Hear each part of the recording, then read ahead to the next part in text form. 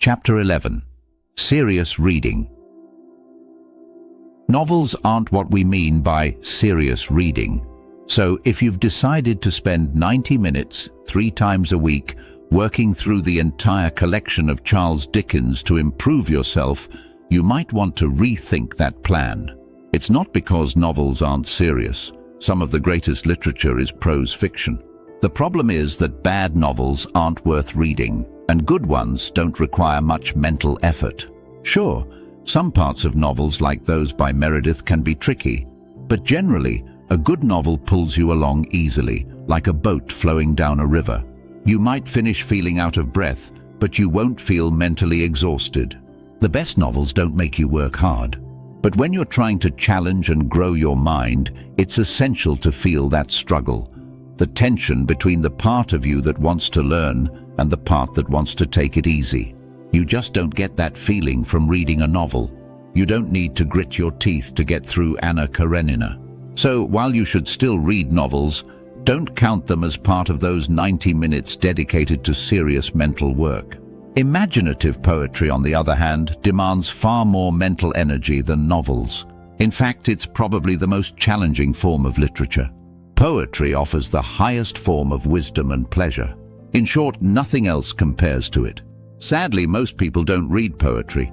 I bet that if many people had to choose between reading Paradise Lost or crawling through Trafalgar Square at noon in sackcloth, they'd pick public humiliation. But I'll never stop encouraging everyone to read poetry first and foremost. If poetry feels completely foreign to you, start by reading Hazlitt's famous essay on the nature of poetry. It's the best introduction to poetry in English and will clear up any misconceptions you might have, like thinking poetry is some kind of medieval torture device, a wild beast, or a dangerous weapon. Once you've read Hazlitt, it's hard to imagine not wanting to dive into some poetry right away. If you're inspired by the essay, start with narrative poetry. There's an English novel written by a woman that's even better than anything by George Eliot, the Bronte sisters, or Jane Austen. It's called Aurora Leigh, and it's by Elizabeth Barrett Browning. It just so happens to be written in verse, and it contains a lot of fine poetry. Decide to read it all the way through, even if it feels challenging. Don't focus on the fact that it's poetry. Just enjoy the story and the social ideas it presents. When you're done, ask yourself honestly if you still dislike poetry. I've known more than one person who realized after reading Aurora Leigh that they were wrong in thinking they hated poetry. Of course, if after reading Hazlitt and giving poetry a fair shot, you're sure it's not for you, then turn to history or philosophy. I'll be disappointed, but I won't lose hope. Sure, the decline and fall of the Roman Empire can't compare to Paradise Lost, but it's still an incredible read. And Herbert Spencer's First Principles doesn't even pretend to compete with poetry. It's one of the most majestic works of the human mind.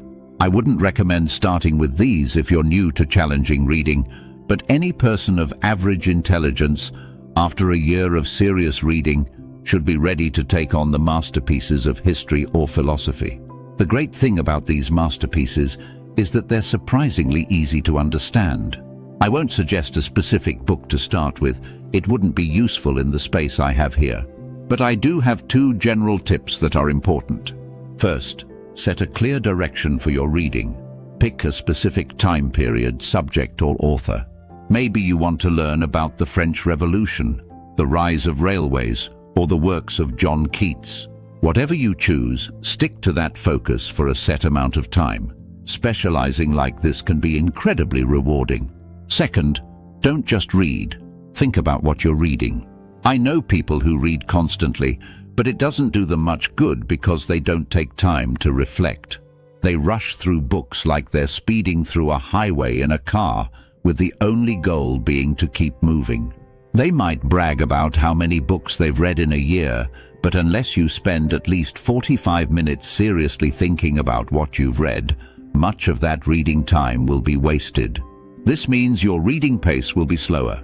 But don't worry about that.